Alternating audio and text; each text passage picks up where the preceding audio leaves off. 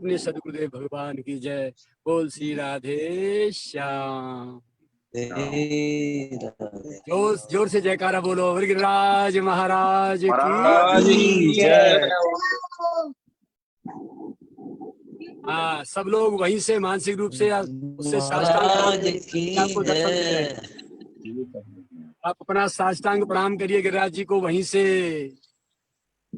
आपने सुना था ना साष्टांग प्रणाम का महत्व मार्कंडेय जी के द्वारा। तो बस वहां से आप साष्टांग प्रणाम करिए गिरिराज जी को। घर में बैठे बैठे आपके गिरिराज जी भीतर बैठे हैं, प्रत्यक्ष नाच रहे हैं, कूद रहे हैं, चल रहे हैं। ठीक है भैया, अब आगे बढ़ते हैं हम अपने मानवता की यात्रा के कथाक्रम में, विचार चिंतन में। आज हम वृत्ति पर बात करेंगे। आहार, संग और व्यवहार पर बात हो गई। अब हम वृत्ति हमारी क्या चीज है और वृत्ति कैसी होनी चाहिए और ये कैसे कैसे बनती है मानवता की उपयुक्त, आज इस विषय पर श्री गिरिराज जी आपको प्रसाद देंगे। आप भी आनंद लेंगे और हम भी आनंद लेंगे। व्हाइट वाली वो तो वृत्त शब्द है, उसका अर्थ है चरित्र। वृत्तम यत्नेन संरक्षेत। Money is lost, nothing is lost. Health is lost, something is lost. But character is lost, everything is lost. तो चरित्र रूपी जो संपत्ति है उसी के बल पर तो हमको मनुष्य कहा जाता है। यदि चरित्र नाम की कोई चीज न रहे तो पशु पक्षियों में, कीड़ा मकोड़ों में और मनुष्य में फिर कोई अंतर ही नहीं रह जाता। और जिसके पास चरित्र नाम की संपत्ति नहीं है वो जीते जी पशु पक्षी उनसे भी गया बीता है। वृत्त शब्द से वृत्ति बनी है। वृत्त धन इति, यानी चरित्र की इतनी पूर्णता, इतना आचरण, जितने सद्गुण हैं शास्त्र और संतों के द्वारा आदेशित,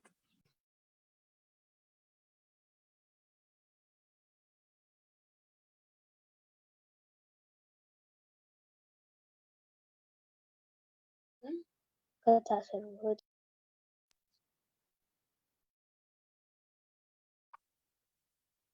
बाबा सुनाई नहीं दे रहा। मंडली जी आवाज नहीं आ रही मेरी? हाँ अब आ रही है। तो जहां पूर्णता होती है, मानव जीवन की जहां पूर्णता होती है उस पॉइंट का नाम है वृत्ति।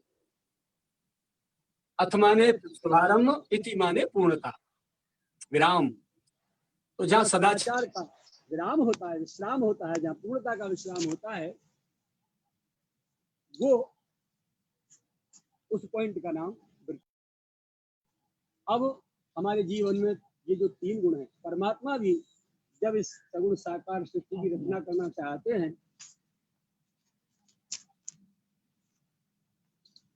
बीच बीच में लोग फोन करते हैं, इससे आवाज हमारी जो है शांत हो जाती है। कृपया फोन न करें इस टाइम में जब हम बैठे हैं और इस समय प्रवचन में है, तो फोन क्यों कर रहे हैं? आप लोग अटेंड करिए। बार बार फोन कर रहे हैं, स्क्रीन लॉक कर रहे हैं हमारी।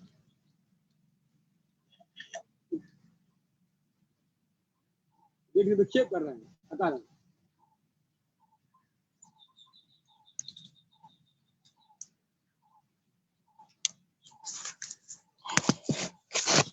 नहीं नंबर है भैया का, उनसे बात कर लिया करें तो कैसी बात? नहीं हो रहा।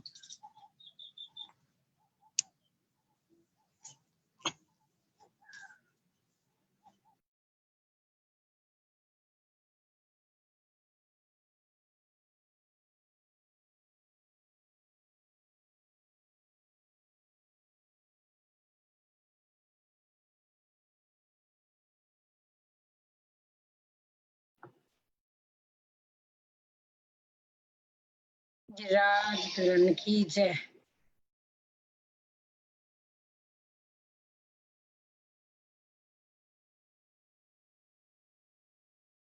जैसे बाबा दोबारा कनेक्ट होते हैं मीटिंग में,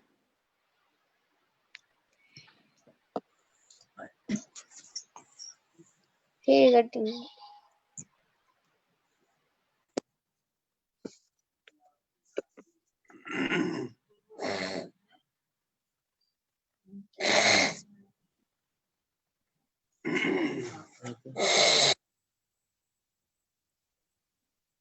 जी बाबा।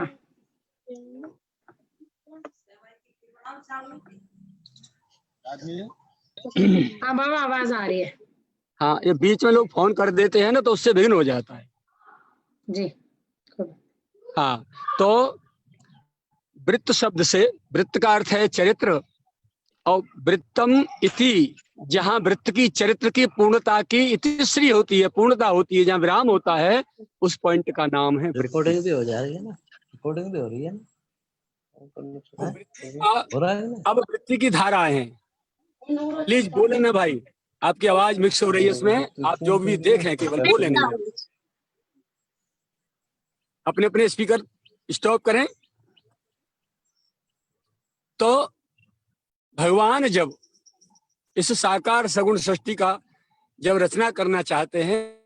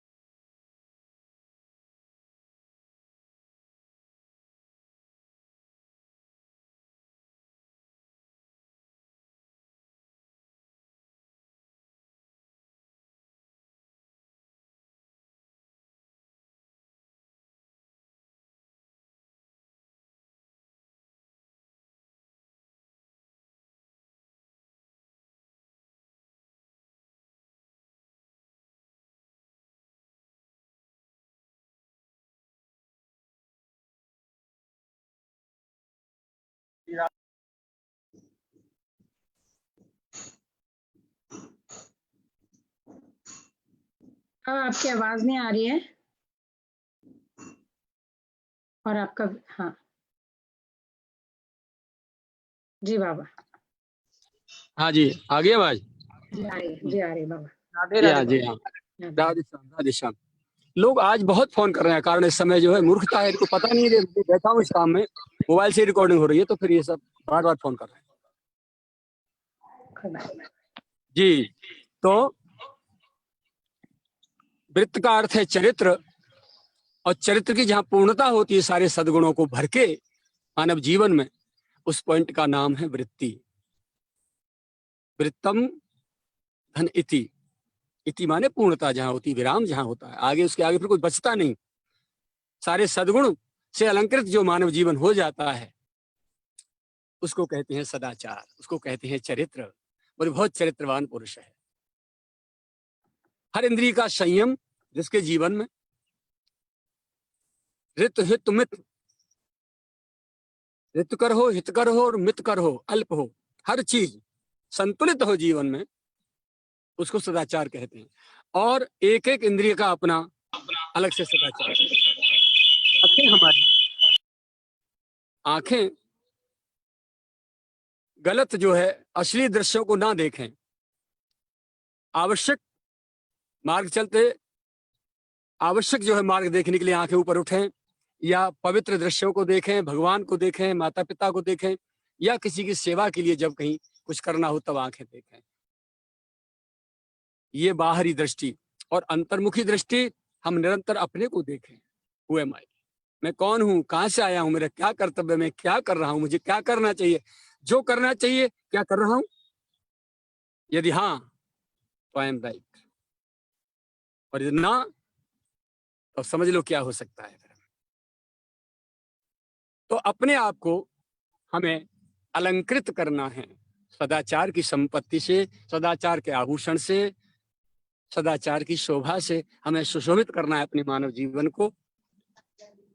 तो ये इसमें सारी चीजें आ जाती हैं। हर इंद्रिय का संयम, हर इंद्रिय का सदाचार, इंद्रिय द्वार झरोखा नाना, तहाँ सुर बैठे करे थाना, आवत देखें विषय बयारी, तेहठ दे कपाट उघारी। हर इंद्री का अपना अपना देवता है। हाथों के देवता इंद्र हैं, चंद्रमा मनुष्यो जात, सूर्यो चक्षुर जायत। आंखों के देवता है सूर्य भगवान, मन के देवता है चंद्रमा। ऐसे ही ये सारे के सारे जो देवता हैं अपनी अपनी इंद्रियों पर बैठे होते हैं हमारे भीतर। और जब विषयों की ये जब हमारे इंद्रियों के द्वारा जब विषय सेवन करना चाहते हैं तो इंद्रियों के द्वार दरवाजे खोल देते हैं, और वह जैसे ही विषय की हवा हमारे भीतर प्रवेश करती है तभी बुद्धि और मन दोनों चंचल हो जाते हैं हमारे। तो इसलिए हर इंद्रिय का संयम बहुत आवश्यक,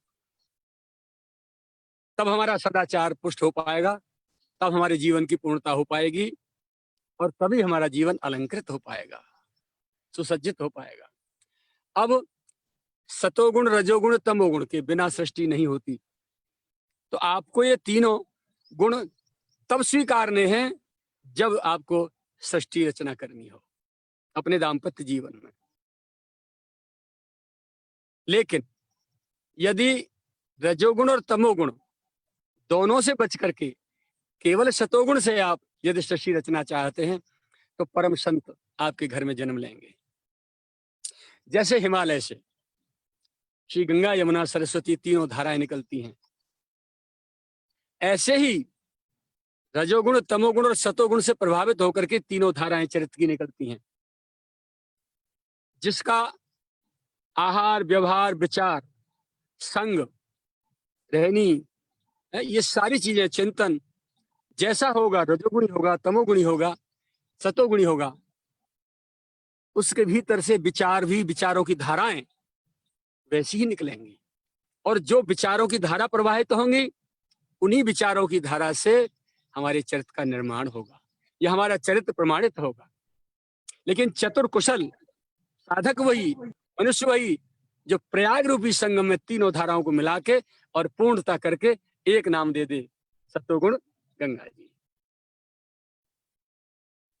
चरित्र को संयत करना, संयमित करना, कंट्रोल करना जो रजोगुणी तमोगुणी लोग हैं उनके लिए तो बहुत कठिन हो जाता है, लेकिन जिनका जीवन सतोगुणी है उनके लिए तो बहुत सरल है। और सात्विक विचारों के साथ ही अपने को हम हर समय खेलते रहें, अपने को सात्विक सतोगुणी विचारों में रखें, तो वहां हमारे अंतःकरण में उपासना का संचार होता है। या दूसरे अर्थों में ये समझ लें कि रजोगुणी तमोगुणी जब तक हमारे विचार होंगे तब तक हम भजन साधना नहीं कर पाएंगे। रजोगुण में ऐशो आराम, सुंदर सुंदर खान पान, अश्लील दृश्यों का सेवन, ये आते हैं। तमोगुण में ये जो नॉन वेज खाना और उल्टे सीधे कर्म करना, दूसरों को कष्ट देना, ये जो है तमोगुण में आते हैं। और सतोगुण में ये सारी चीजें दूर हो जाती हैं, पूर्ण निश्चिंतता होती है और हमारी वृत्ति अंतर्मुखी होती है। अंतर्मुखी का मतलब कि हम निरंतर अपने को देखते हैं, मैं कौन हूं, क्या हूं, कैसा हूं, क्या कर रहा हूं। तो ये जो है, जिसकी वृत्ति निरंतर अंतर्मुखी होगी उसके मानव जीवन का दिनों दिन उत्थान होता चला जाएगा और सद्गुणों का भंडार, स्टोरेज बढ़ता जाएगा और मानव जीवन अलंकृत होता चला जाएगा। अब हमें ये देखना है, देखिए अपना जीवन देखें और संत महापुरुषों का जीवन देखें। जब गृहस्थ में रह रहे हैं हम लोग, तो गृहस्थ में रजोगुण तमोगुण का आहार भी कर रहे हैं, वैसे विचार हैं हमारे, वैसी क्रियाएं हमारे, वैसा ही जीवन है हमारा। सोच भी हमारी इतनी नहीं हो सकती कि हम भगवान के विषय में कुछ सोच लें। ये बिल्कुल जो है आपके जीवन की एक प्रैक्टिकल बात है। हम आपके बिल्कुल गृहस्थ जीवन में बैठ के बोल रहे हैं, ये आपके सबके अनुभव की बात है। रजोगुणी तमोगुणी आहार से आपको आलस बहुत आएगा, निद्रा बहुत आएगी, ज्यादा सोएंगे, टाइम टू टाइम भोजन करेंगे, हैं, हर क्रिया अस्त व्यस्त हो जाएगी मानव जीवन। जब जीवन ही अस्त व्यस्त हो गया तब फिर अपने लिए सोचने को गुंजाइश कहाँ है। और दूसरों पर दृष्टि रहती है, वो ऐसा है, वो ऐसा है, वो ऐसा है, वो ऐसा है, अपने पर दृष्टि नहीं रहती। लेकिन सात्विकता में ये बात नहीं रहती। जब सतोगुणी वृत्ति हमारे मनोपटल पर आती है, चक्र चलता है, हम आपको निवेदन करें, जैसे पहिया चलता है ना घूम के गोल गोल गोल गोल गोल गोल गोल गोल ऐसे, तो हमारे आहार और संग के प्रभाव से हमारे 24 घंटे में कभी सतोगुणी विचार आते हैं, तो कभी तमोगुणी आते हैं, तो कभी रजोगुणी आते हैं। जब रजोगुणी विचार हमारी वृत्ति पर आते हैं, पहिया घूमता है उनका, तो वो जो है मनुपटल पर हमारे पर बस हमको अच्छा खाना पीना, ऐशो आराम, ये जो है सूझता है। और तमोगुणी वृत्ति जब हमारे भीतर आती है तो विचारों को तमोगुणी बनाती है। उल्टा सीधा खान पान, उल्टे सीधे विचार, उल्टी सीधी क्रियाएं, दूसरों को कष्ट देना, अहित करना, दूसरों का सोचना, बस इसमें हमारी जो है सोच और विचार चले जाते हैं। और जब सतोगुणी वृत्ति आती है तो ऐसा लगता है कोई हमसे मिले ना, हम किसी से मिले ना, हाय हाय ये मानव जीवन वैसे ही व्यर्थ बीत गया। मानव जीवन मिला था भगवान की प्राप्ति के लिए, भजन के लिए, हैं दूसरों को सुख पहुंचाने के लिए, और हाय हाय ये क्या हो गया, हम तो इतना गलत काम कर बैठे, ऐसा कर बैठे वैसा। जब ये अच्छे विचार भीतर आने लगे, अपने जीवन को फटकारने लगे, तब समझ लेना कि अब सतोगुणी वृत्ति आपके मनोपटल पर छाई है। तो ये हटने न पाए, इसकी सावधानी यही है कि अपना लौट के वहीं आना है कि आहार और संग ये दूषित न होने पाए।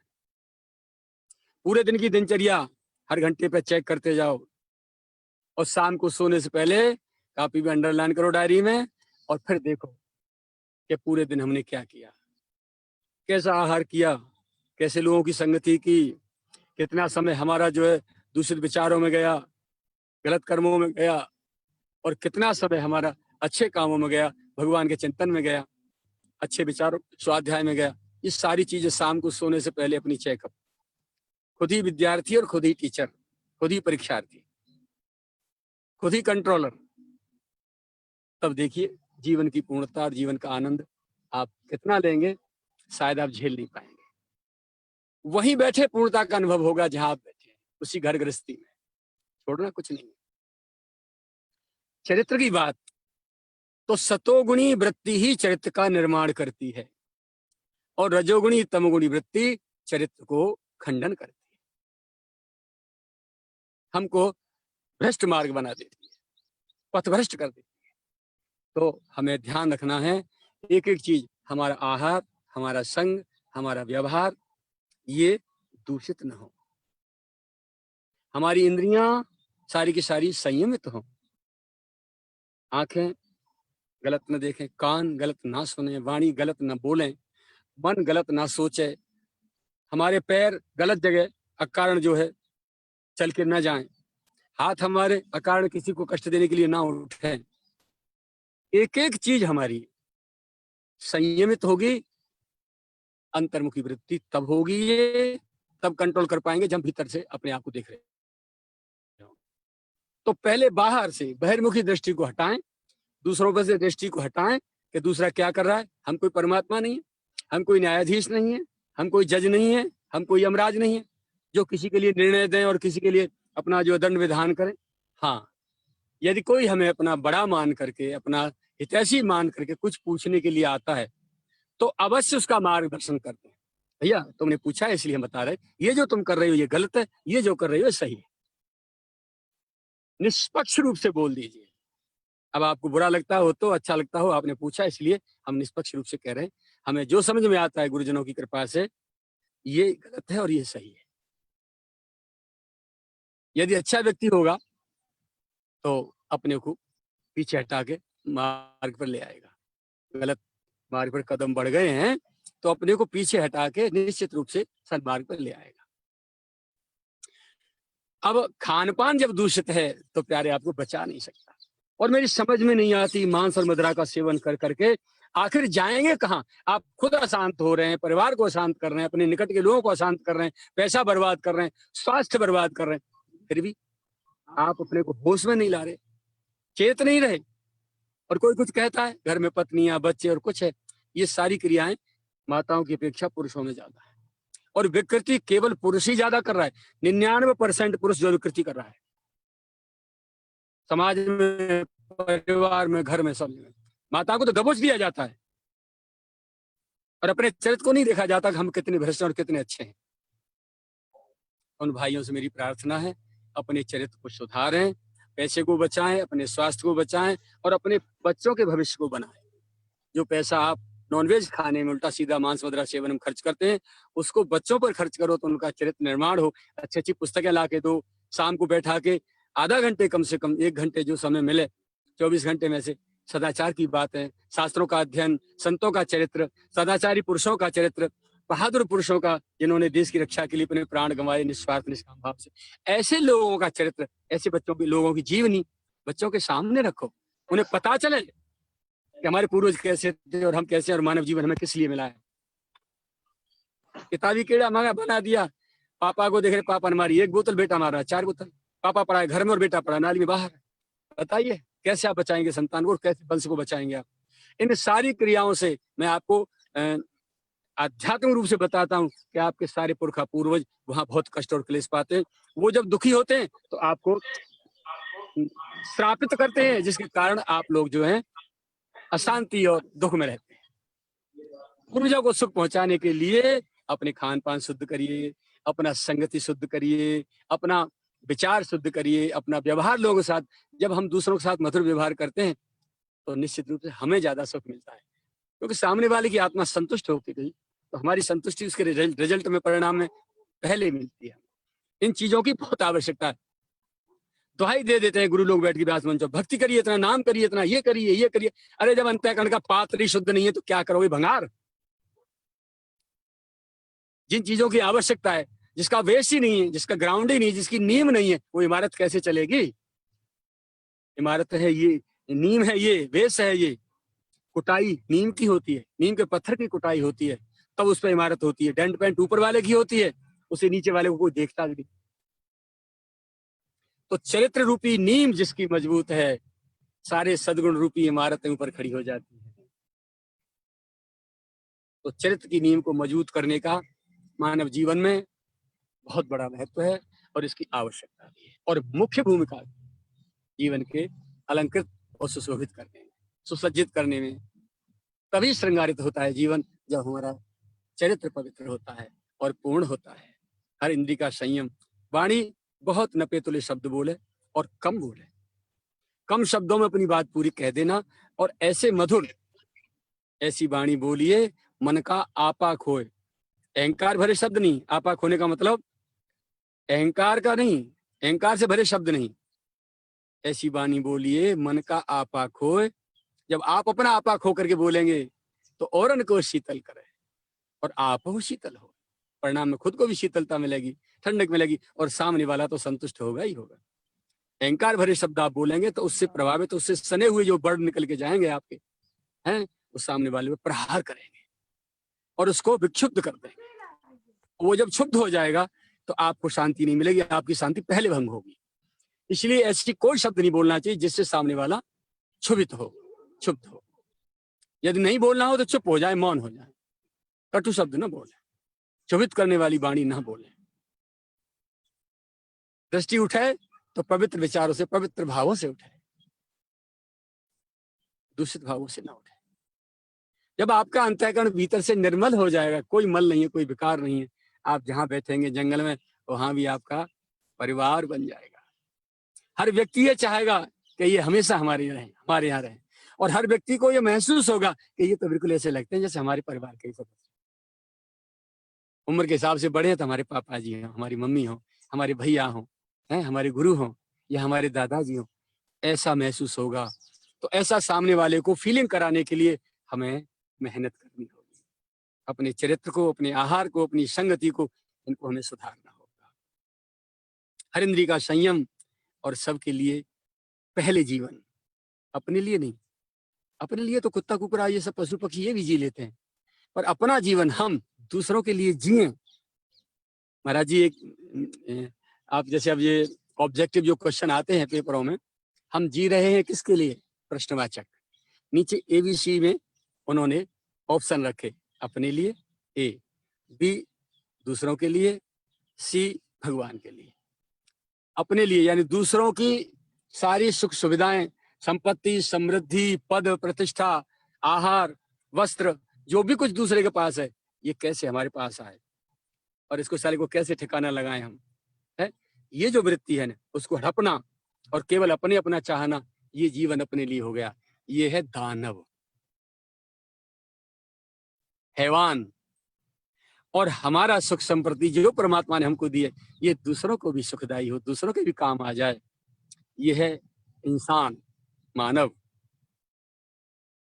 और इन दोनों से ऊपर उठ करके न मुझे इससे मतलब न मुझे उससे मतलब, केवल और केवल भगवान के लिए जीवन समर्पित, ये है महापुरुष संत करते हैं इसको। तो जब उनका जीवन परमात्मा के लिए होता है तो वो परमात्मा, वो है भगवान। हैवान, इंसान और भगवान, दानव, मानव और भगवान, ये क्रम है। तो ये हमारे आचरण से होगा, शास्त्र पढ़ने से मात्र नहीं होगा। प्रैक्टिकल आचरण करेंगे, हम अपने को संशोधित करेंगे, परिमार्जित करेंगे। सुबह से शाम तक भोजन करते हैं और बर्तनों को जो है सिंक में पटकते चले जाते हैं, इकट्ठे होते हैं। फिर माता कोई आती है, बहन आती है, उनको जो है चौका चूल्हा बर्तन साफ करने वाली साफ कर देती, या माता, घरों की माताएं साफ करती। लेकिन साफ करने पड़ते हैं ना, तभी अगले दिन प्रयोग कर पाते हैं आप उनको। और जिनके पास कम बर्तन होते हैं वो तो खाया और साथ ही साथ साफ करके रखते हैं, जिससे किसी दूसरे को तत्काल चाहिए अभी प्रयोग के लिए। ऐसे ही मन रूपी बर्तन, बुद्धि रूपी बर्तन, चरित्र रूपी बर्तन निरंतर हमको साफ करते रहना चाहिए, जूना लगाते रहना चाहिए। विचारों का जूना रगड़ते रहिए और सदगुरु के आदेश, शास्त्र के आदेशों का जल ऊपर से गिराते रहिए, वो सफाई हो जाएगी उसकी। मन, बुद्धि, अंतःकरण, हमारी इंद्रियां सब जब शुद्ध होते रहेंगे, निरंतर शुद्ध होंगे, पवित्र होंगे, तो चाहे जब काम आते रहेंगे, हमारे भी काम आते रहेंगे। और कोई भी हमारा अतिथि आएगा, उसके भी काम आते रहेंगे, हमें झिझक नहीं होगी। कोई आया, तत्काल किसी ने पानी मांगा और हमारे बर्तन झूठे पड़े मोरी पे, पूरा फड्डो भी बैठी है घरों में, आलसिन, खाली और 2.5 सेर और 16 घंटा। ये घर को बर्बाद करने वाली बात है। एक कुलक्षणा माताओं के काम है। लक्ष्मी तो साथ के साथ सफाई रखती है, मक्खी नहीं दिखाई देती कहीं आंगन में। लोग कहते हैं भैया माखी रपट रही है, इतनी सफाई है। तो जो बाहर से सफाई नहीं कर सकता वो भीतर से क्या करेगा? ऐसे लोगों से चरित्र निर्माण की बात कहना या सुनना उनके लिए बेकार, व्यर्थ है। जो बाहर से सफाई रखता है, जिसे सफाई करने की आदत है, जिसका स्वभाव है, वो व्यक्ति भीतर की भी सफाई कर सकता है, उनसे आशा की जा सकती है। तो चरित्र को निर्माण करें और इसको संशोधित करते रहें, परिमार्जित करते रहें। रोजाना सत्संग का जूड़ा लगा के रगड़ते रगड़ते शास्त्रों का चिंतन, शास्त्रों का अध्ययन, संत वाणी का अध्ययन, उपदेशों का अध्ययन, फिर चिंतन मनन कि कल की अपेक्षा हम आज कितने आगे बढ़े। तो वृत्ति रजोगुणी, तमोगुणी, सतोगुणी, और सतोगुणी जो होती है वो अंतर्मुखी होती है। तो हमें अंतर्मुखी रहने का अभ्यास करना चाहिए, बहिर्मुखी नहीं। बहिर्मुखी है पापों की जो ढेरियां लगी पड़ी हैं, संसार है, दुराचार, अत्याचार, भ्रष्टाचार, पापाचार, अनाचार, ये सारे के सारे संसार में हो रहे हैं। उनको देख करके, उनकी संगति से, इनका आचरण करने से वो व्यक्ति जो है बहुत बड़े पैसे वाले बने हैं। तो उनकी देखा देखी हम कुमार के गामी न बने। पैसे का पतन होना होता है, क्योंकि जो चीज जिसकी कोई नींव नहीं होती, बेस नहीं होती, वो इमारत जरा से भूकंप पे तड़ाक से धड़ाम नीचे आ जाती है। देखिए इमारतें क्यों गिरती हैं? जो बिल्डर्स होते हैं ना, कम जो है मसाला लगा के, कम सीमेंट लगा के और बिल्डिंगें दिखा के ऊपर से डेंट पेंट करके चिकनी और दाम कमा के भग जाते हैं। जरा भी भूकंप पर धड़ाधड़ गिरती हैं चारों तरफ। तो जिसकी नींव मजबूत नहीं है, या जिसमें गारा मसाला मजबूत नहीं है, तो जिसकी सदाचार की नींव मजबूत नहीं है, आहार और संग और ये सब, इनकी जो सीमेंट का मसाला जो है जीवन का, ये कमजोर है, तो जीवन की इमारत गिरेगी, निश्चित गिरेगी। तो जीवन की इमारत को मल्टी बिल्डिंग बनाने के लिए आकाश तक ले जाओ गगनचुंबी, गिनती नहीं कितनी ऊपर मल जाए। तो ये चीजें हमको सुरक्षित करनी होंगी। अपने को सुखी रखें, दूसरों को सुखी रखें, इसके लिए हमें अंतर्मुखी होना होगा और निरंतर अपने को टटोलते रहो। अपनी बुराई दोष तुम निकालते रहोगे, भीतर एक मैग्नेट ऐसा पैदा हो जाएगा जो दूसरों को भी सुखी करेगा और आकर्षित करेगा। कल भी बोला था हमने, आज पुनः प्रसंगवश बात याद आ रही है। तो मानव जीवन की पूर्णता के लिए इन सारी चीजों की परम आवश्यकता है। भक्ति तो पीछे की चीज है, अभी उसकी तो कल्पना भी मत करो कि हम भक्त हो गए। 4 माला कर ली, 16 माला कर लिया या 64 माला कर ली, नाम कर लिया और हम भगत हो गए। भूल जाओ इस बात को। विकार ही बढ़ेंगे भीतर यदि विकारों को निष्कासित नहीं किया तो। इनको निकालना जरूरी है। भजन की चिंता कम। जैसे वैद्य होता है ना चतुर, वो पुड़िया देता है। किसी को शीत आ गया है, त्रिदोष आ गया, तो उसमें क्या होता है, वो बेहोश होता है, कोमा में जाता है व्यक्ति, मृत्यु के निकट पहुंच गया। सन्निपात जिसे कहते हैं आयुर्वेद की भाषा में, सन्निपात ये हो जाता है। तो सन्निपात ग्रस्त जो रोगी है उसके लिए वैद्य देता है क्या, बहुत कॉस्टली हीरा या सोने की भस्म, और वो होती है केवल मक्खी के बराबर, इतनी सी। तो औषधि कितनी, बहुत थोड़ी सी। और पथ्य और अनुपान, बोले शहद के और अदरक के तुलसी के रस में इसको देना है, ये अनुपान हो गया जिसके साथ औषधि खानी है। और पथ्य बोले जरा भी पानी का स्पर्श हो जाए, उड़द की दाल, चावल, है ना, गुड़, खटाई, तेल, ये सारे बोले दूर इनसे, निषेध इनका, ये हो गया पथ्य। ऐसे ही मानव जीवन में दुराचार, दुष्चिंतन, दुर्व्यवहार, दूषित आहार, दूषित संग, इन सारी चीजों का पथ्य होना चाहिए। इनसे बचा के दूर अपने आप को, और सदगुरु द्वारा दी गई वो महौषधि भक्ति हरि नाम, उसका सेवन किया जाए शुद्ध अंतःकरण से। ए विध भले सो रोग नसाई, नाहित जतन कोटनी जाई। सदगुरु वैद्य वचन विश्वासा, संयम यह न विषय की आशा। रघुपति भगत सजीवन मूरी, अनुपान श्रद्धा मत पूरी। ए विध भले सो रोग नसाई, नाहित जतन कोटनी जाई। पूरी श्रद्धा के साथ सदगुरुदेव द्वारा दिया गई साधना नाम पूजा पाठ को पूरी श्रद्धा के साथ करें, विश्वास के साथ करें। और पथ्य है कि दूषित चिंतन, कुसंग, दूषित आहार, इन सब से बच के करें। शास्त्रों ने कुछ छोड़ा नहीं है।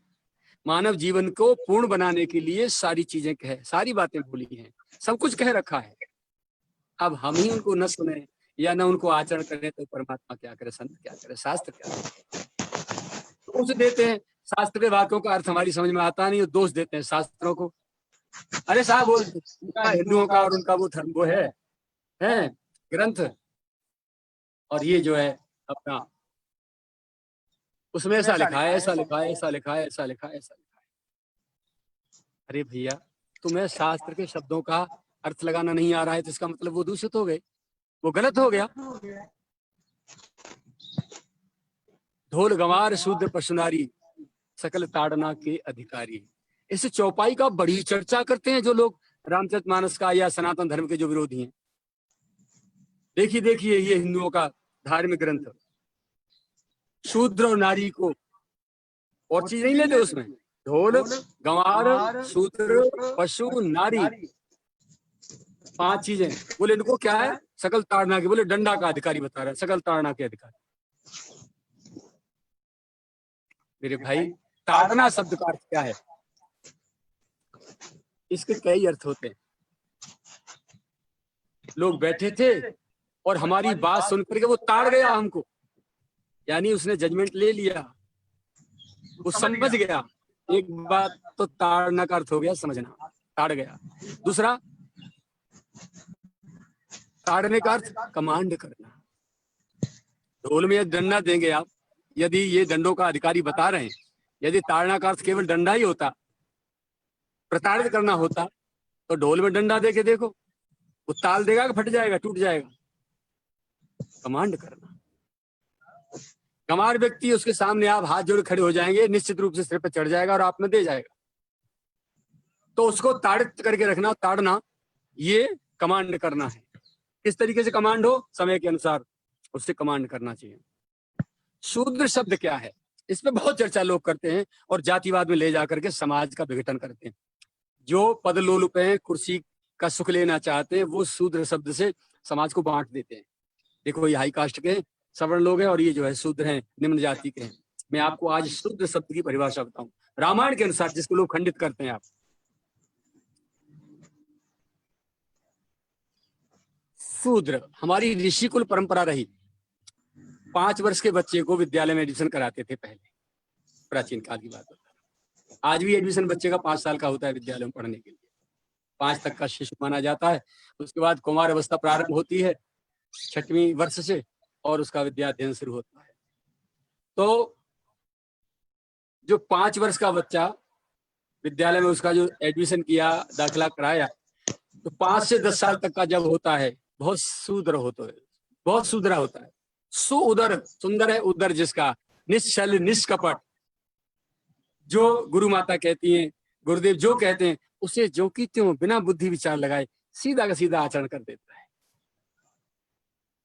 और दोपहर में माता ऋषि पत्नी गुरु माता जब अन्य विद्यार्थियों के साथ, बड़ों के साथ भोजन तैयार करती तो सबको साथ साथ बैठा के भोजन कराती थी।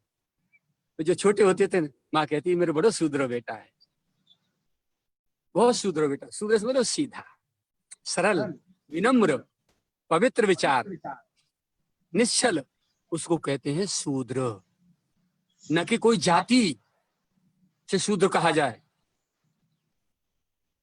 यदि जाति से शूद्र रहा होता तो आज आपके कितने संत जिनको आप जाति से निम्न कहते हैं कि साहब जाटव हैं, कि साहब ये इस्लाम के मुसलमान हैं, कि साहब अन्य जाति के, हीन जाति के हैं, उसमें से महापुरुष पैदा हुए हैं और आप लोग नमन वंदन कर रहे हैं। क्यों पूजा कर रहे हैं उनकी? जाति से मतलब नहीं। सुंदर है उदर जिसका, निश्चल निष्कपट निष्भाव। अब देखिए शूद्र कौन है। एक चौपाई आती है रामायण में, पूज्य विप्र शील गुणहीना और शूद्र न गुणगण ज्ञान प्रवीण। परिभाषा क्लियर हो जाती है। श्री रामचरितमानस में गोस्वामी तुलसीदास जी महाराज की जो वाणी है, जो लेखनी है, पहला शब्द प्रश्न है तो उसके अगला शब्द जो है उत्तर है। अधिकतर ऐसी चौपाइयों में है। पूज्य विप्र, विप्र शब्द क्या है? द्विज, विप्र, ब्राह्मण, ऋषि, मुनि, साधु, महात्मा, संत, परम संत, विशुद्ध संत। ये डिग्रियां हैं क्लास की, कॉलेज की तरह। कितने सद्गुण जिसने पार कर लिए वो द्विज हो गया, उससे आगे फिर विप्र हो गया, उससे आगे ब्राह्मण हो गया, उससे आगे अपना ऋषि हो गया, उससे आगे मुनि हो गया, उससे आगे साधु हो गया, उससे आगे महात्मा हो गया, उससे आगे संत हो गया, फिर परम संत हो गया, उससे विशुद्ध संत, आगे जहाँ सबका अंत वो संत। और जिसमें विकार नाम की कोई चीज नहीं, इच्छा नाम की चीज नहीं, कामना नाम की चीज नहीं, पूर्णता का अनुभव करता है, वो परम संत। जो निरंतर परमात्मा के ध्यान में मगन रहता है, संसार से कोई लेन देन नहीं, वो परम संत। और विशुद्ध संत जिसमें, जिसकी याद करने मात्र से हमको विशुद्धता प्राप्त हो जाती हो, हमारा अंतःकरण पवित्र हो जाता। पास बैठने से ही नहीं, करोड़ों कोस दूर रह करके भी जिसकी याद करने से हमको पवित्रता प्रदान कर दे, उसका चिंतन, वो विशुद्ध संत। डिग्री है। तो विप्र शब्द जो है विमाने विशेष, विशेषण है, प्रमाणे प्रवीण। संसार में रह करके जो छल से बल से लोगों को धोखा दे करके अपना काम बना ले, अपना उल्लू सीधा कर ले, उसे कहेंगे चतुर है। और संसार में रहे, संसार का खाए, संसार में पहरे और प्यार करे यार से, कन्हैया से, नंद नंदन से, भगवान से, वो है विप्र।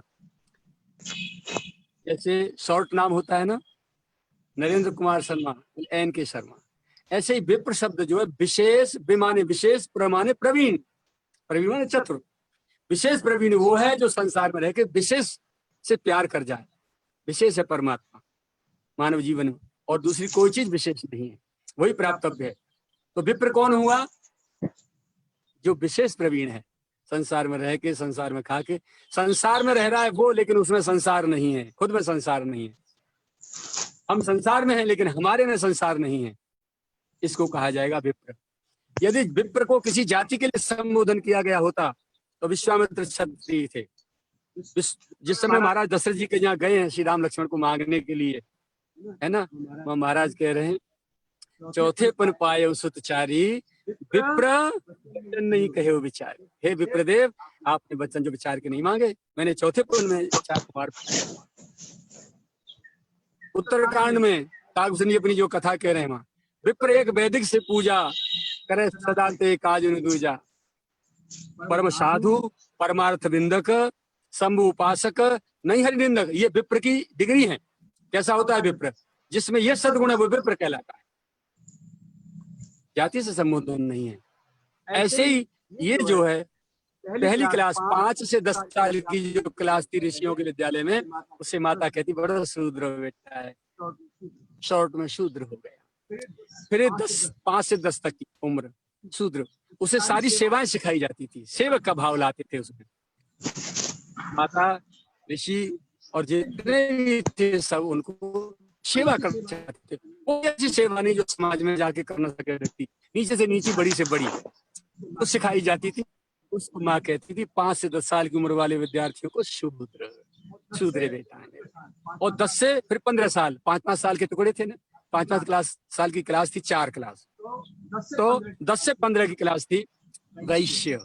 आश्रम के आसपास की भूमि में से अपना समा का चावल इकट्ठा करना, बोरी भरना, गाय और बैल होते थे, सांड होते थे, बछड़े होते थे, बैलगाड़ी छकड़े भरे और शहरों में महानगरों में जहाँ जहाँ जिसके पास 100-100 200 कोस दूर जो शहर महानगर थे, दिल्ली, कोलकाता, बॉम्बे, मद्रास, है ना, ये जो है ये सब पुराने प्राचीन महानगर है, इसलिए महानगर कहा जाता है।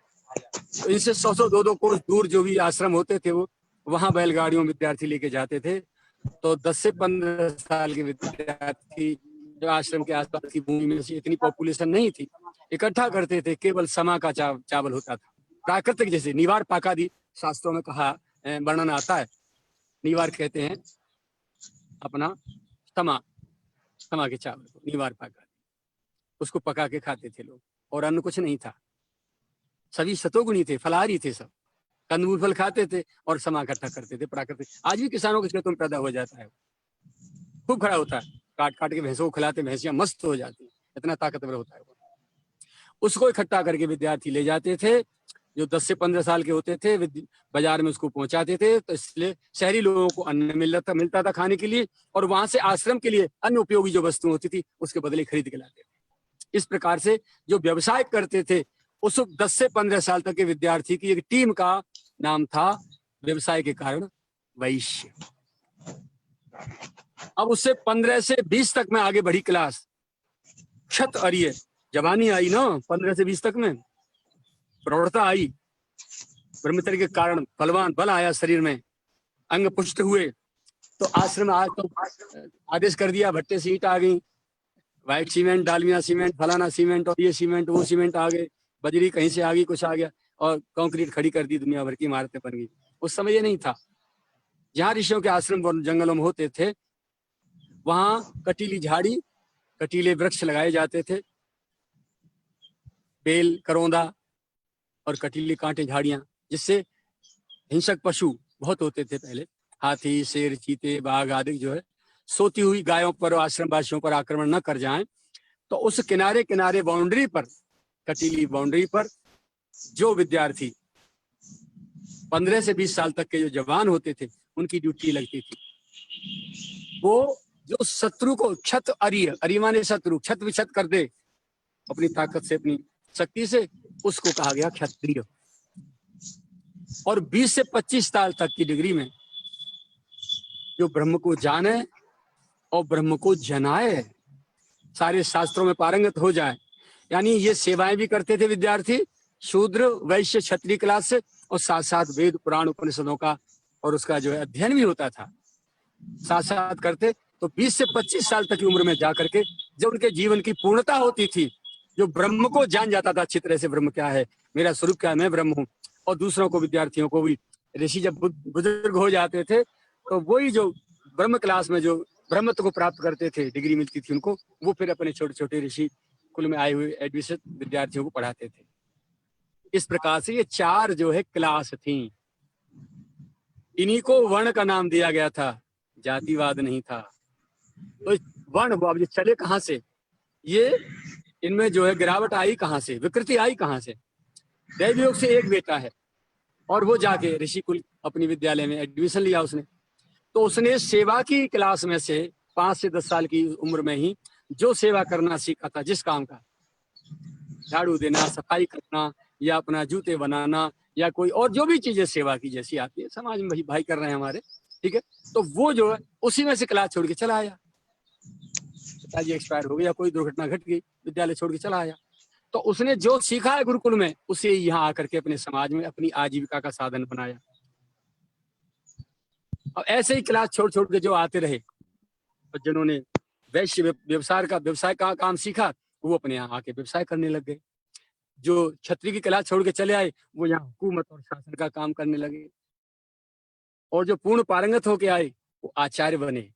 उन्होंने अपने अलग अलग विद्यालय खोले, गुरुकुल वेद विद्यालय खोले, और समाज में से सारे भारतीय बच्चों को सुसंस्कारित किया, संस्कृति से अलंकृत किया, और इस प्रकार से वेद पुराण उपनिषद आदि से समलंकृत करके इस भारत को धर्म का धर्म गुरु, विश्व गुरु बनाया।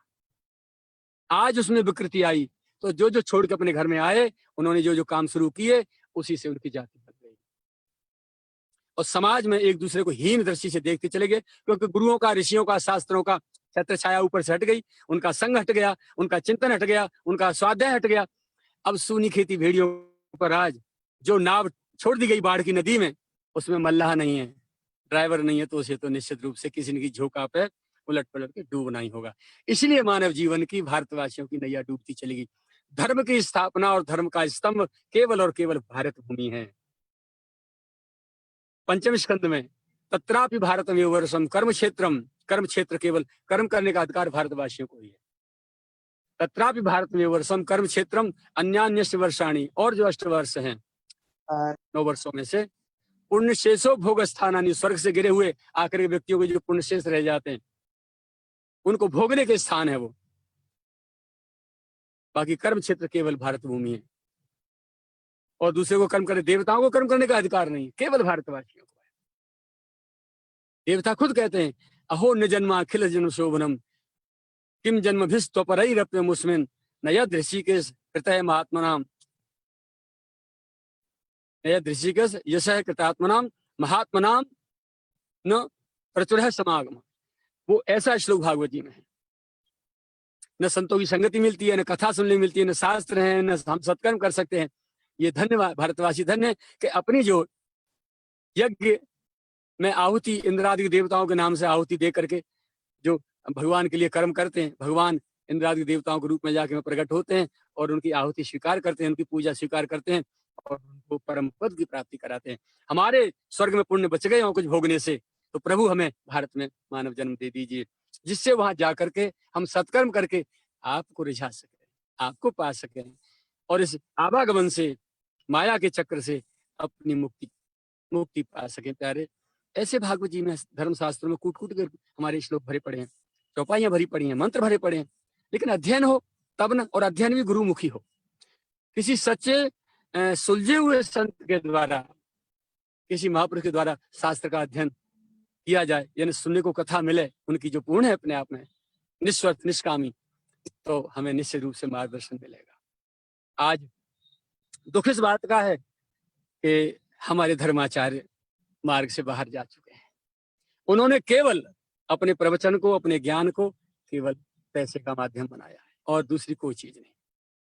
बड़ी बड़ी कोठियां, बड़े बड़े आश्रम, बड़ी बड़ी गाड़ियां, और उनमें अच्छे अच्छे सारी ऐशो आराम की सुविधाओं में लिप्त होकर के जीवन जीने का ये दुर्भाग्य है भारत का। भाई जो जड़ है वही तो गिरेगी, तभी तो पेड़ गिरेगा। तो जड़ कट गई बिल्कुल। धर्म और धर्माचार्य, और धर्म को आज इन्होंने केवल एक व्यापार बना लिया। आज जो लोग कहते हैं ना कि इस्लाम धर्म, हिंदू धर्म, ये सब मुझे बड़ी छिनछनी आती इस बात पे। न हिंदू धर्म है, न इस्लाम धर्म, धर्म है सनातन। ये तो मत है, इस्लाम एक मत है, हिंदू एक मत है। हिंदी भाषी होने के कारण हमारे इस राष्ट्र को हिंदुस्तान कहा जाता है, और वहां के वासियों को हिंदू कहा जाता है। हिंदू कोई धर्म नहीं है, हिंदू एक मत है, एक विचार है, एक संस्कृति का संबोधन है। धर्म तो है सनातन, और सनातन शब्द का अर्थ है जिसका न आदि पता न अंत पता, तो कब से प्रारंभ हुआ और कब जाके समाप्त होगा, वो है सनातन। उसी में से, और हमारे जैसे धर्माचार्यों के गलत आचरण से पीड़ित होकर के लोगों ने अपनी अपनी अलग जो मत बना लिए, और उनको धर्म का नाम दे दिया है। हिंदू, मुस्लिम, सिख, ईसाई और बौद्ध और तुर्क और क्या क्या दुनिया भर के क्या क्या अपने। तो ये सारी चीजें समाज को विघटन किया है। धर्म के नाम पर अत्याचार, दुराचार, भ्रष्टाचार, अनाचार, पापाचार, ये सारे के सारे हो रहे हैं और मानवता से कोसों दूर व्यक्ति जा रहा है। केवल दानवता की उपासना हो रही है और उसी में अपने आप को पूर्ण समझता है और सबको छोड़ के चला जाता है। हित्वा त्यायास रचिता गृहपत्य सुहिच्य तमो विसंत। जो झूठ बोल करके, अत्यंत प्रयास करके जो संपत्ति, स्त्री, धन, संतान, पुत्र, वैभव ये सब इकट्ठे किए हैं, एक न एक दिन उनको छोड़ करके, जो रात दिन प्रयास करके हाय हाय करके जो इकट्ठा किया था, उनको छोड़ के भी अनिच्छा पूर्वक नरक में जाना पड़ता है।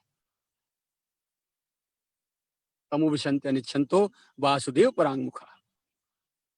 ना चाहते हुए भी भगवान वासुदेव से विमुख जो जीव हैं उनको नरक में जाना पड़ता है। तो ये सारी चीजें हमें कैसे मिलेंगी, कहां से मिलेंगी, कब मिलेंगी, इसकी भूख तो हो। और भूख जागृत तब होगी जब हमारा आहार, संग, व्यवहार, विचार है ये सब पवित्र होंगे, हमारी वृत्ति शुद्ध होगी, सदाचार हमारे पास होगा, तब बुद्धि विवेक शुद्ध होंगे, तब उनकी सोचने की जो शक्ति है वो मैग्नेट पावर बड़ी होगी, तब पकड़ेगी ना शास्त्र और संत की बात को, तब अपने स्वरूप को अनुसंधान करेगी कि मैं कौन हूं, मेरा क्या कर्तव्य है, मुझे क्या करना है। अपने आप से दूर पड़े, एक बार भी अपने को नहीं सोच रहे, दूसरे को सोच रहे। अपने तो दुर्गुण भरे थे और दूसरों को सोच सोच के, दूसरों पर दृष्टि डाल डाल के उनके और अपने में स्टोर कर दिए। तो लद गई गाड़ी, मालगाड़ी, अब इंजन पे उठना रही, खिंचना रही।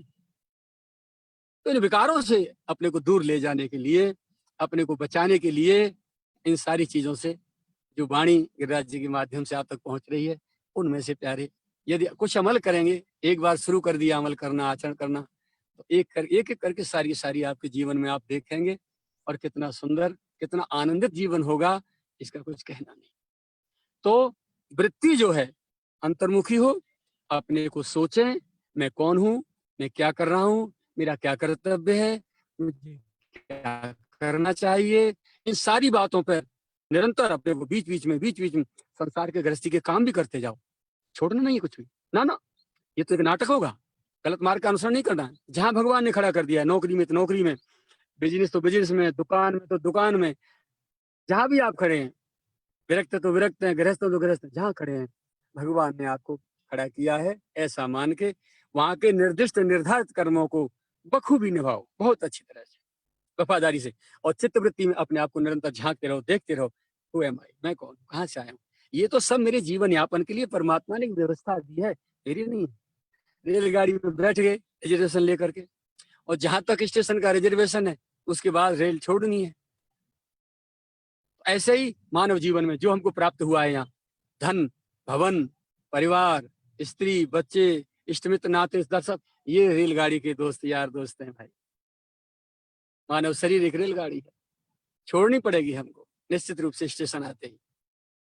तो इस गाड़ी में जब तक बैठे तब तक ही हमें जो करना है कर लें।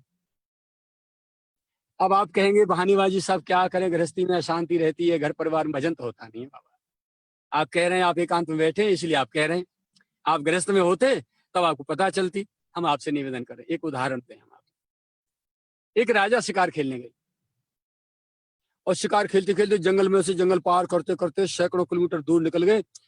जब जंगल का एकदम एंड होने वाला था, उस वन का, सघन बनी का, तो उधर दूर से आवाज आई, टिक टिक टिक टिक, यानी एक किसान अपनी रहट चला रहा था पहले गोल गोल। अब तो ट्यूबवेल लगे हैं, उस समय ट्यूबवेल नहीं थे, प्राचीन काल में रहट चलती थी, चरस चलते थे, कुआ पक्के नहीं होते थे, कच्चे कुओं में से अपना ढेकुली के द्वारा बैल खींचते थे, रस्सा बना के पुर बनाए जाते थे चमड़े के, उससे पानी भर के आता था, उससे सिंचाई होती थी। तो गेहूं की पैदावार नहीं होती थी, बहुत थोड़ी होती थी, ना के बराबर, विषय 2 विषय 4 विषय ऐसे होते थे। और प्राकृतिक रूप से बरसात से बेजर होती थी, उसमें चना, मटर, जौ, गेहूं सारी चीजें पड़ी होती थी, बड़ किसान बो देता था और बरसात 1-2 हो जाती थी, उसी से अनाज हो जाता था खूब। भूमि इतनी उपजाऊ थी। आज केमिकल प्रयोग करने से भूमि की उर्वरा शक्ति खत्म हो गई। तो उस समय वो राजा जैसे ही वहां पहुंचे, टिक टिक की आवाज आई, प्यास लगी थी, सुबह के निकले थे, दोपहर हो रहा था। आगे बढ़े, जंगल पार किया तो रेहट चलती हुई दिखाई दी। गए, जाके छाया में घोड़े को खड़ा किया, आपने थोड़ी सी हवा ली और अपने को ठंडा किया, पसीना सुखाया। पानी पीने के लिए जैसे ही गए तो कुआं में वो एक, उसको हम पनरा बोलते थे उसको, जो बाल्टियां घूम के आती हैं, ऐसे घूम के आती थी, बैल चलते थे, उसको खींचते थे गोल गोल, और उनकी आवाज होती थी खटर खटर खटर खटर खटर खटर, और बाल्टी ऊपर आती थी घूमते घूमते कुआं में से पानी भर के, और पनारे में गिरता था, और पनारे से एक बड़ी जो है एक रास्ता होता था बाहर, वो जाके ऊपर जो है जमीन पर पानी गिरता था, उससे खेत में पानी जाता था।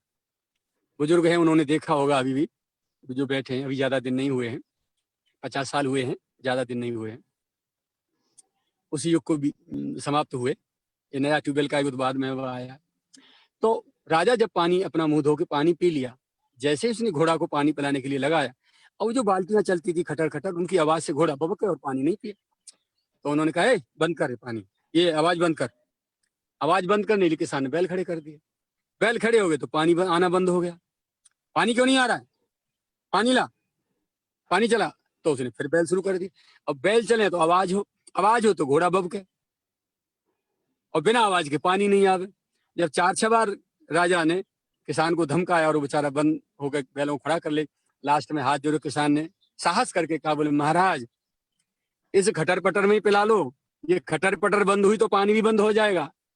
तो आपके घर गृहस्थी में जो टाए टाए काय काय हो रही है कलेश, इसी में जीवन जीना है, इसी में पानी निकलेगा, इसी में पी लो, इसी में भजन करो, इसी में सदाचार का पालन करो, जो कुछ करना है इसी में करना है। आप कहें कि पूरी तरह शांति हो जाए खटर पटर की, ये तो मरने के बाद होगी, और मरने के बाद आप क्या करेंगे, दूसरे के हाथ में कमांड होगी, कहाँ ले जाएगा वो। तो ये मेरे जीवन का अनुभव है प्यारे, ये खटर पटर लगी है। आप गृहस्थ में हैं तब आप क्या खटर पटर है। मैं किसी का पैसा छूता नहीं, लेता नहीं देने पे, और किसी को के विषय में सोचने को मेरे पास एक क्षण नहीं है। खान पान किसानों के यहाँ से रूखा सूखा आ जाता है, पा लेता हूँ, नहीं आता किसी को लाना नहीं देता। शरीर को बता दिया गया है और सारी आवश्यकता तो दूर रही, भोजन और जल की भी आवश्यकता तुम हमसे नहीं कहोगे। हम जहाँ रह रहे हैं, महाराज जी समाधि लगे 2500 वर्ष हो गए, 26वां चल रहा है। बाहर का किसी का पानी एक बूंद आज तक जीभ पे नहीं रखा। खारी पानी है गिराजी तलहटी में, वही नमकीन पानी पी रहे हैं। तेरे कांटों से भी प्यार, तेरे फूलों से भी प्यार। अपने आप को उस तरीके से ढालो कि आपको अपने जीवन में कहीं कोई कष्ट और क्लेश आपको विक्षुब्ध ना कर सके। तो इसी में रहते हुए हमको सब करना है। सदाचार पालन इसमें करना होगा, आहार शुद्ध करना होगा, व्यवहार शुद्ध करना होगा, अपनी संगति पवित्र रखनी होगी, शास्त्रों का अध्ययन करना होगा, हर इंद्रिय का संयम रखना होगा, दृष्टि पवित्र रखें, हम बाहर न देखें, अपने को देखें भीतर। अपने सारे दुर्गुण जिस दिन निकल जाएंगे, अंतःकरण शुद्ध होते ही वो स्वामी है ना अंतर्यामी, आकर के बैठ जाएगा अपने आप।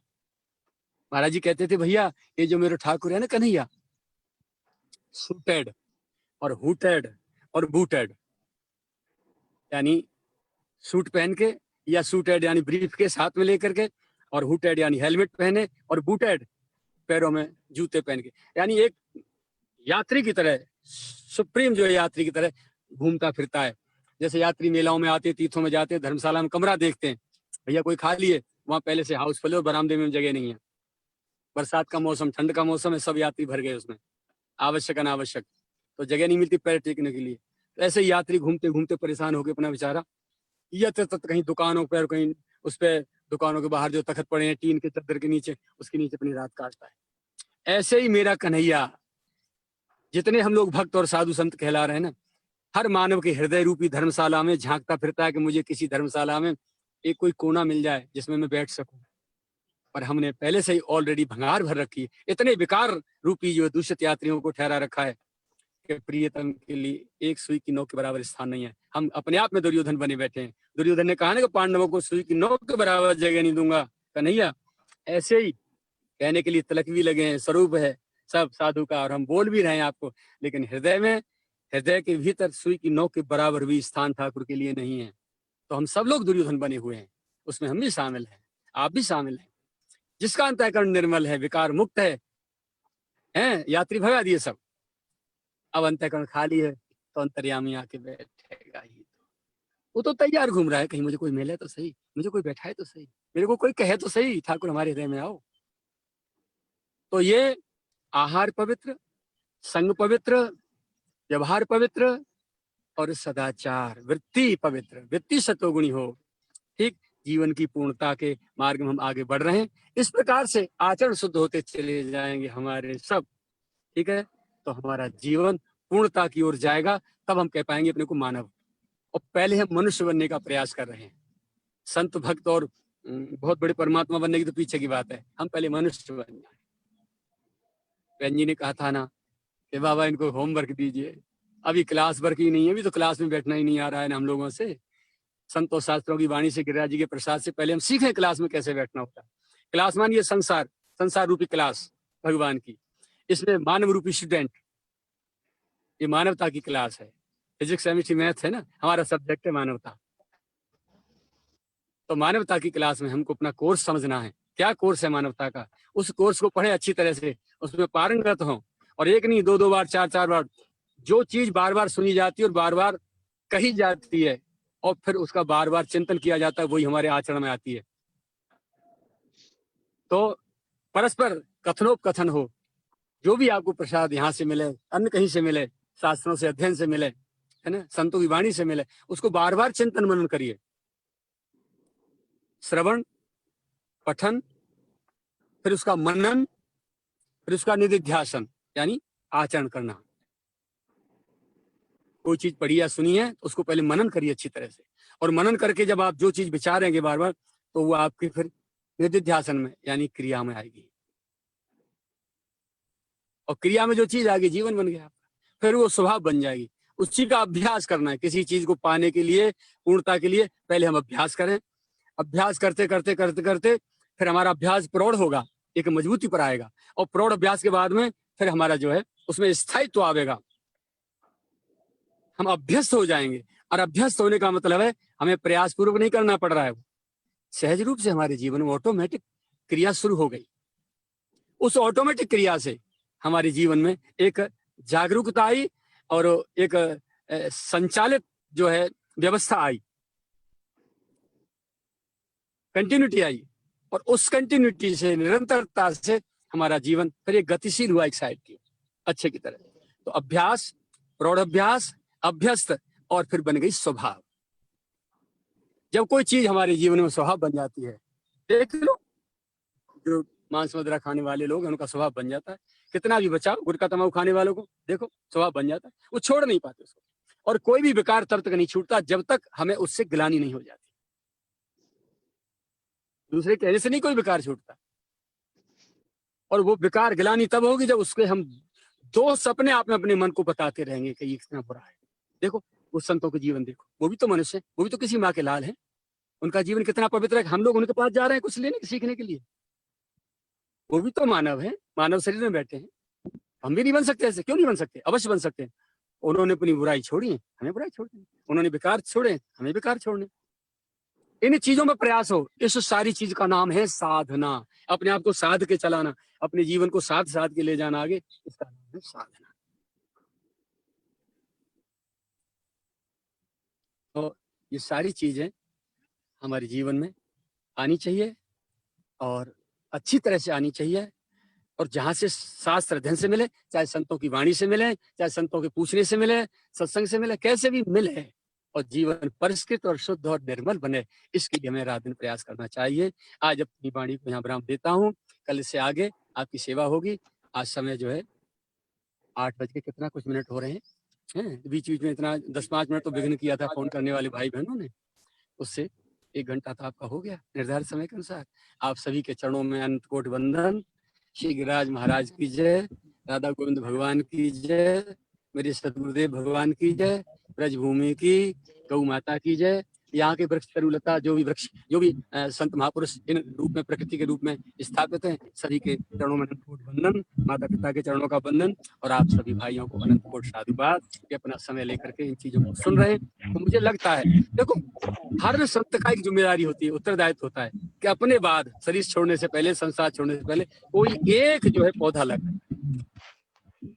तो मैंने कोई विरक्त शिष्य तो बनाया नहीं कभी, ना मेरी चित्तवृत्ति उधर है, क्योंकि विरक्ति आज बहुत कलंकित हो रही है। ग्रस्तों से ज्यादा जो है विकार जो है विरक्तों में बैठे हैं, वेशधारी। बोल दो। जो साधु इसलिए मेरी चित्तवृत्ति उधर नहीं, मेरा प्रेम और मेरा सानिध्य और मेरी संगति और मेरी चित्तवृत्ति, मेरा झुकाव ग्रस्तों की ओर है।